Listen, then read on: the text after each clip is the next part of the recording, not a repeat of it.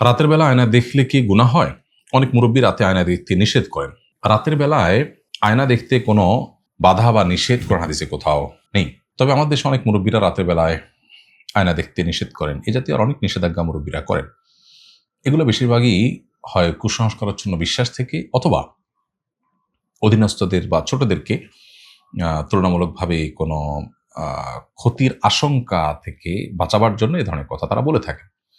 মূলত কোরআন হাদিসে এরকম কোনো কথা বলা হয়নি। অতএব আয়না কেউ দিনে দেখতে পারে, রাতে দেখতে পারে, এটা কিন্তু তার ব্যাপার। মুরব্বীর এ ধরনের কথা বলে থাকেন, অনেক সৎ উদ্দেশ্যে ভিত্তিহীন কথা বলেন। যেমন বইয়ের পাতা খোলা রেখে যদি চলে যাওয়া হয়, গ্রামাঞ্চলে বাস্তবতা সেখানে হাঁস মুরগ এসে পাতা ছিঁড়তে পারে, নষ্ট করতে পারে, বাচ্চারা নষ্ট করতে পারে, পানি পড়তে পারে, নানা কিছু হতে পারে। তখন তারা বলেন যে বইয়ের পাতা খোলা রেখে চলে গেলে শয়তান পড়ে ফেলে। ঠিক একইভাবে রাতে কেউ আয়না দেখলে আয়না হয়তো ভালোভাবে নাও দেখা যেতে পারে। আগের যুগে বিশেষ করে এত বৈদ্যুতিক আলো ছিল না, ফকফকা চেরাগের বা টিমটিমে লাইট ছিল।